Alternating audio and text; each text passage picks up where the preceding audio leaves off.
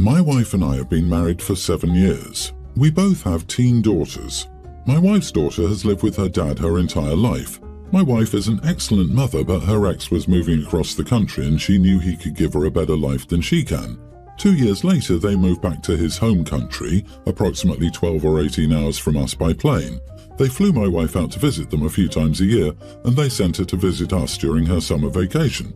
He got a job approximately a half hour from us, so we've had her 50-50 for the past few months. The thing is, we have a 2-bed, 1-bath house in a good neighborhood. My daughter has had her own room her entire life, and she didn't take it well when she heard she had to share. She's tried blocking my stepdaughter from their room, threw her stuff out the window, and tries to make my stepdaughter uncomfortable so she'll leave.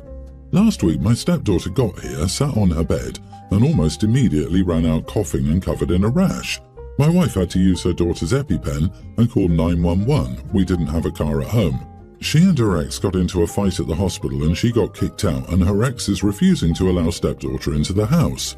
Ex is legally able to do this because he has full custody. We have a camera to monitor the dogs, and if the bedroom door is open, you can see into the girl's room. We'd also just moved the camera and hadn't gotten around to telling my daughter yet. We decided to check the cameras, and we saw my daughter bringing nuts into the room and eating them on my stepdaughter's bed before touching everything my stepdaughter owns. My stepdaughter is deathly allergic to nuts. Nuts are not allowed in the house, but you are allowed to eat them in the garage, and you have to scrub your hands before you come back in. My wife, understandably, was furious when she saw it.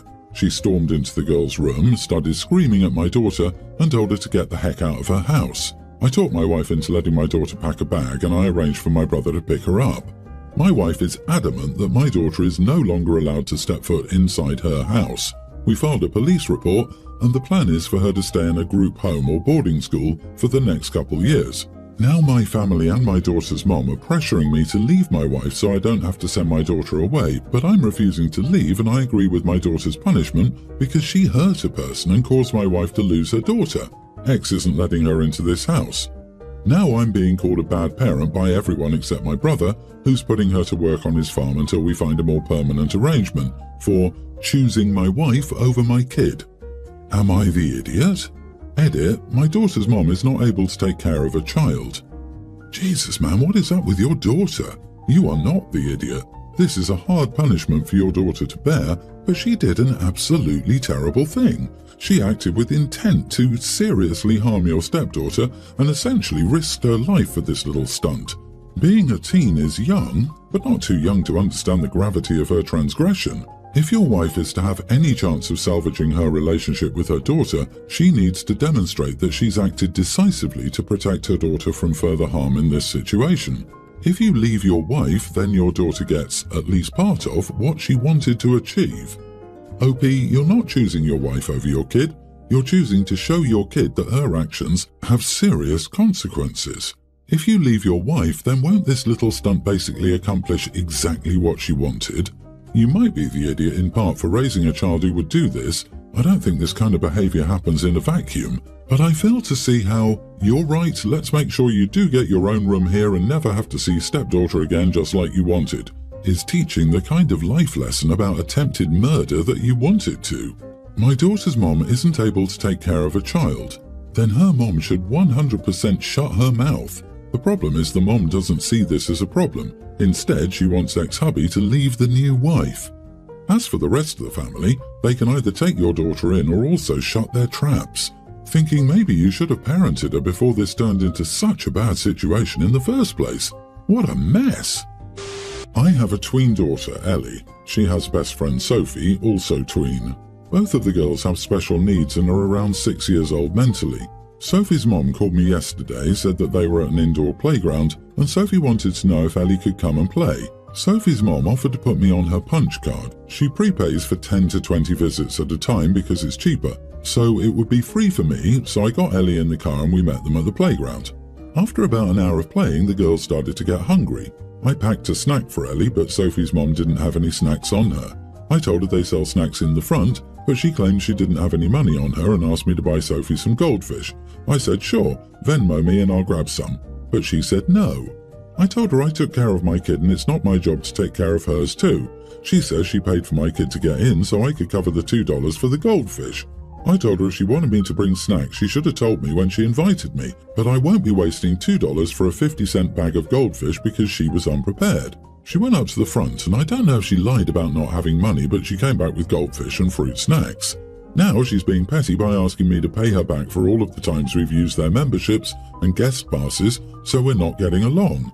I'm going to have to see her at school drop-off, pick-up, ballet class, gymnastics class, and the girls' weekly playdates, so I wanted to know if I was the idiot for not buying her kid a snack. You are the idiot. You mentioned she's paid multiple times for your daughter's entrance fees. She clearly doesn't usually ask you for money or take advantage of the friendship. Now, this strong friendship is in jeopardy because she's generous with you, but you won't return the favor in a smaller one-off ask. You wanted a transactional friendship and are going to get exactly what you asked for. Don't expect free invitations in the future and make sure to budget accordingly. Gym costs are way more than goldfish. Was saving $2 really worth it? In jeopardy? LOL, that friendship is over. Lady, the friend's mother basically paid for you and your daughter to get into the play area, and you couldn't afford $2 to buy her a snack and help pay her back for letting you in for free. Silly you couldn't take $2 to buy a snack. You need to look at your entitlement. Springing a few freaking dollars so a child wouldn't have to go hungry wouldn't have killed you. Don't worry though, you and your daughter won't be receiving any invitations for playdates anytime soon. I disagree. I wouldn't be surprised if the other woman tried to salvage it. The special needs community is much smaller than a typical friendship pool. Finding another child with similar age and mental abilities to yours, that your child also gets along with, is often hard to find. The cynic in me thinks the OP knows that and therefore also knows she can get away with far more than with other types of friendships, which makes her callous behavior that much worse, and frankly stupid. Even for her own best interests, it's stupid. You don't ostracize friends that you also need. My husband and I took some time out from his mom last year because she was interfering into my personal business that had no impact on her whatsoever. The gist of what happened is, I was contacted by some biological family members of mine, my late father's parents and two of his siblings. They'd reached out to say they regretted letting me and my younger sister go into foster care when we were 6 and 2 after our parents died. My sister passed away soon, and then I was left totally alone with no family. So having these two people reach out now that I'm 29 and haven't seen them in over 2 decades, it annoyed me. The reason for them not taking me is that I was my father's affair baby. He was married with kids when he and my mom started an affair, and his marriage to his ex-wife only came to an end when my mom was 6 months pregnant with me. The fallout meant my father was hated, understandably, but so was I, and so was my sister when she was born. I have very vague memories of his older children and none of them pleasant. My father's parents and siblings all sided with his ex-wife and the children once my parents died and decided foster care was the only place for us since we had nobody on our maternal side. My mother was a foster kid herself. I saw my grandparents and aunts and uncles at my sister's funeral, but she was buried by the state since none of them claimed her body, and I was just a child myself, so I couldn't. I had no desire to welcome them into my life or to forgive and form a relationship. My mother-in-law started making comments that I should give them a chance or I will regret it. She said, how am I ever supposed to know my siblings if I don't make the effort? My husband told her to stop. I even told her my siblings weren't part of the group who reached out, and from the limited info I heard, they have no interest in establishing anything with me, and it sounds like they feel I should have died with my sister. Mother-in-law said it didn't mean I shouldn't try, and then she wanted to know their names so she could talk to them.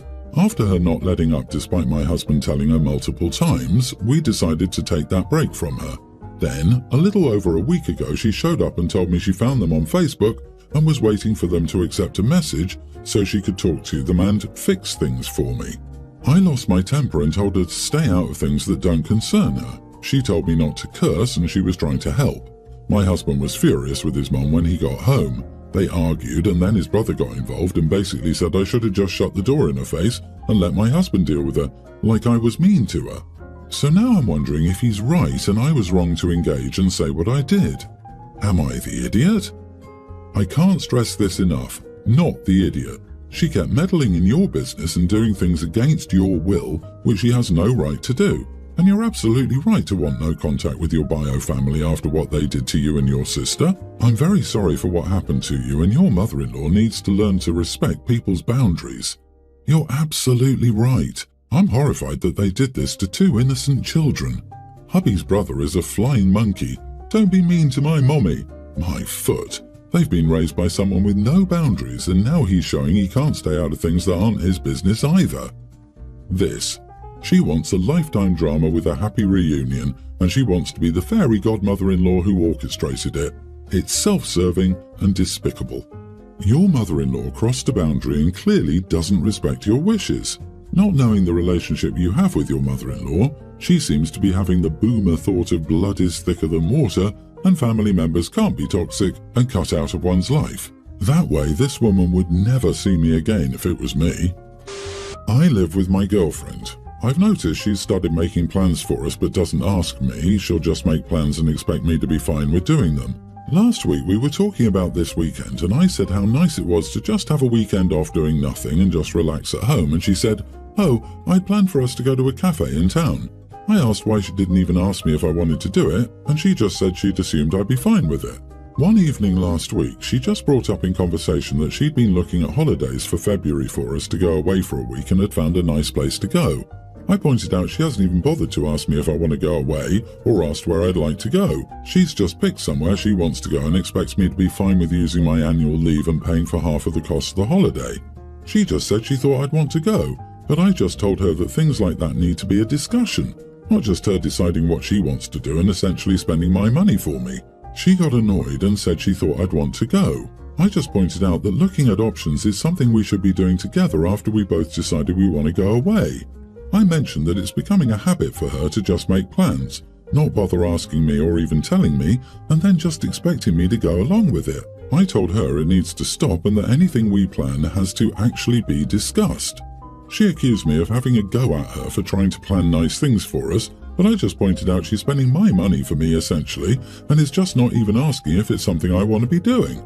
She just repeated that I'm starting an argument for nothing just because she was trying to plan nice things. Am I the idiot for not wanting my girlfriend to make plans for me without asking me? Not the idiot.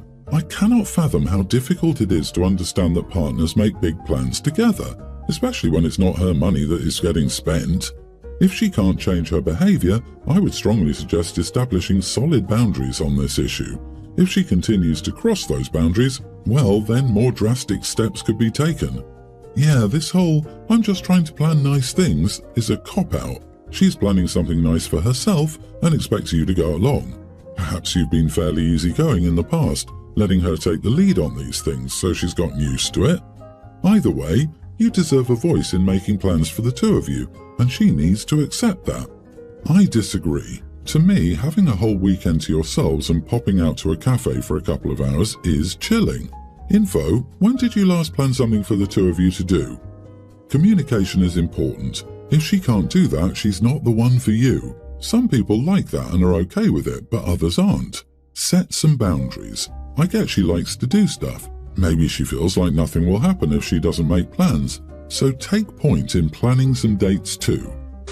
I'm a grandparent of two. They're both tweens. The two kids do not get along. The youngest is autistic and will have a meltdown at the drop of a hat. I've had argument after argument with my son over the youngest. It came to a head when we got into an argument about me putting my granddaughter in timeout. I do timeout for how old they are, and if they leave the timeout chair, the time restarts. It took the youngest almost an hour to get through a timeout. This resulted in a huge argument where I can't punish her anymore. Personally, I don't see them parenting her and let her meltdowns happen. She's in the normal classes at school, she can understand things, it just might take longer. The main issue, my oldest grandkid was ranting about their sibling, and I offered them to go on a small day trip. Contacted the parents that I want to do this with my oldest. They were mad when I don't want to take the youngest, but I also made it clear it was bonding time with the oldest. We had a great time and I bought him a few things, like a new hoodie and some candy. I got into another argument since they're upset that I bought him stuff, that the youngest has been sad since that I won't take her out. Am I the idiot? Edit, I put her in timeout and my son and daughter-in-law flipped when I explained it. I apparently was too cruel. It was a timeout, all she did was sit in a chair. She got upset that dinner wasn't what she wanted, so she started to throw her food and then threw anything she could grab. I stopped that real quick. Not the idiot. Having autism is not an excuse for misbehaving. It often simply means that more work may be involved to reach societal norms. If the younger one is in normal classes at school, that says a lot to me. Spending individual time with each child makes a lot of sense. Since the parents have placed limits on how you manage the second child, it also makes sense that you don't spend as much time with that child. Unfortunately, the older child is probably often set aside because of the meltdowns the younger child has. So you spending time with the older child is especially good, so that your older grandchild gets some me first time. I suspect that in such an environment some of her meltdowns are legit, but others are tantrums because she's not getting her way. OP, you're the grandparent, not the parent, and if you cannot manage an autistic child, that is not your fault, nor your responsibility. Often the siblings of the autistic child are held back and limited because your brother or sister can't do this or can't go. So the fact that you're stepping up to give your older grandchild a break is nice. You are the idiot. Your method of doing timeout clearly doesn't work as discipline for your autistic grandchild, but you insist on using it anyway because it's what you do. That makes you an idiot. Please read about autism and masking. A child may be able to do something at school, but not be able to do the same thing at home because they've used themselves up masking throughout the school day and have nothing left. Also, if you have one-on-one time with the oldest, you need to also do that with the youngest. Right now, you're only making her feel like a monster. This is so cruel of you. Figure it out. You're the damn adult here. Act like one.